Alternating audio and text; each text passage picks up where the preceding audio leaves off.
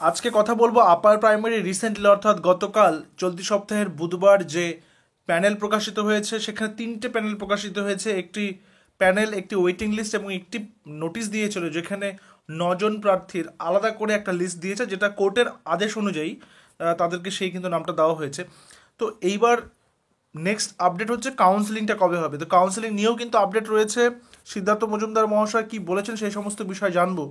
বলছে ইতিমধ্যে চলতি সপ্তাহের বুধবার আপার প্রাইমারির চূড়ান্ত প্যানেল প্রকাশিত হয়েছে, তার সাথে প্রকাশিত হয়েছে ওয়েটিং লিস্টও। 14,052টি পদ শূন্য পদ রয়েছে, আমরা প্রত্যেকে জানি। 14,052টি শূন্য পদের জন্য নিয়োগের প্যানেল প্রকাশ করেছে স্কুল সার্ভিস কমিশন। এই তালিকায় মোট 13,950 জনের মেধা তালিকা প্রকাশ করেছে স্কুল সার্ভিস কমিশন। এই যে 13,950, এটা কিন্তু প্যানেল প্লাস ওয়েটিং লিস্ট দুটো মিলে। অনেকে জিজ্ঞাসা করছিল ওয়েটিং লিস্টে এত নম্বরে নাম আছে, কতটা সুযোগ আছে। আমি প্রত্যেকটা বিষয় এখানে ক্যালকুলেট করে বলছি, তাহলে অনেকটা বিষয় তোমাদের প্রত্যেকের ক্লিয়ার হবে। তো 13,950 জনের মেধা তালিকা প্রকাশ করেছে স্কুল সার্ভিস কমিশন। অসংখ্য বিষয়ে উপযুক্ত সংরক্ষিত প্রার্থী না পাওয়ার জন্য মেধা তালিকায় শূন্য পদের তুলনায় প্রার্থীর সংখ্যা কম হয়েছে। আর কিছু কিছু কিন্তু ডকুমেন্টসে গরমিলও পাওয়া গেছে, সেটাও রয়েছে। মেধা তালিকা প্রকাশের 4 সপ্তাহের মধ্যে, অর্থাৎ কোর্ট আদেশের 4 সপ্তাহের মধ্যে মেধা তালিকা প্রকাশ করতে হবে, সেটা কমিশন করে দিল। মেধা তালিকা প্রকাশের 4 সপ্তাহের মধ্যে কাউন্সিলিং করিয়ে নিয়োগ করাতে হবে, সেটাও কিন্তু আদেশ রয়েছে। তাই মেধা তালিকা প্রকাশের 4 সপ্তাহের মধ্যে কাউন্সিলিংয়ে প্রয়োগ বা নিয়োগ করাতে হবে, এমনটা রয়েছে কলকাতা ডিভিশন বেঞ্চের, কলকাতা হাইকোর্ট ডিভিশন বেঞ্চের নির্দেশ। সর্বমোট 8,950 জন প্রার্থীর নাম রয়েছে তালিকায়। এটা হচ্ছে যেই প্যানেলটা রয়েছে সেখানে। শিক্ষাগত এবং জাতিগত শংসাপত্র গরমিলের জন্য 96 জন প্রার্থী বাদ গেছেন। যাদের ডকুমেন্টস ঠিক ছিল না, ডকুমেন্টস ভেরিফিকেশনের প্রবলেম ছিল, তাদের মধ্যে 96 জন বাদ চলে গেছেন। মেধা তালিকায় থাকা সত্ত্বেও তাদের কিন্তু নাম নেই, তাদের বাদ চলে গেছেন। সেই সঙ্গে আরও অতিরিক্ত 9 জন প্রার্থীর নাম যুক্ত হয়েছে, সেটা আমরা প্রত্যেকে জানি। ব্যক্তিগতভাবে হাইকোর্টের রায় পেয়েছিলেন। প্রায় 5,000 জন প্রার্থী রয়েছেন ওয়েটিং লিস্টে। 8,950 প্লাস 5,000, ঠিক আছে। তো 13,000 সামথিং ক্যান্ডিডেট কিন্তু টোটাল রয়েছেন।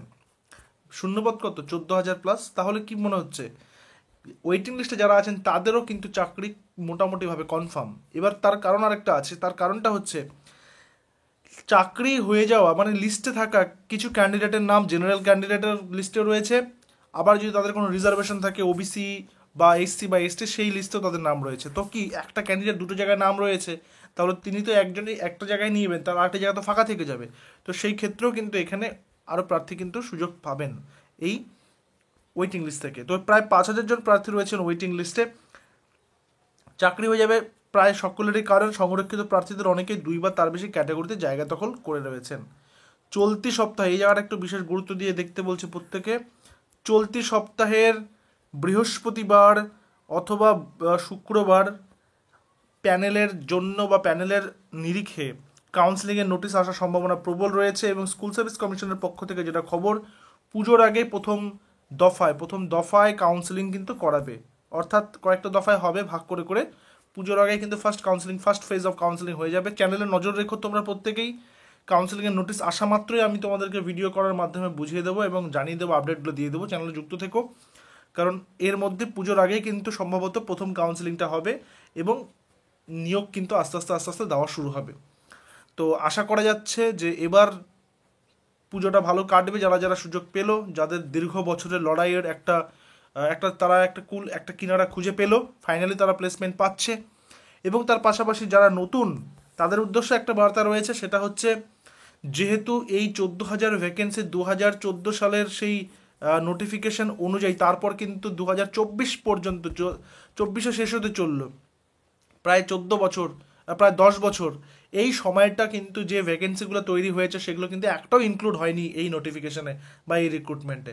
সেই কারণে মনে রাখো, আগামীতে যখনই আপার প্রাইমারির খুব বেশি দেরি নেই হয়তো, সেই আপার প্রাইমারি নতুন নোটিফিকেশন, এই কাউন্সিলিং হয়ে গেল মানে তো সব সব সব কমপ্লিট হয়ে গেল, তারপরে গেজেট আসবে, নিয়োগ হবে, আর নোটিফিকেশন আসবে, পরীক্ষা হবে।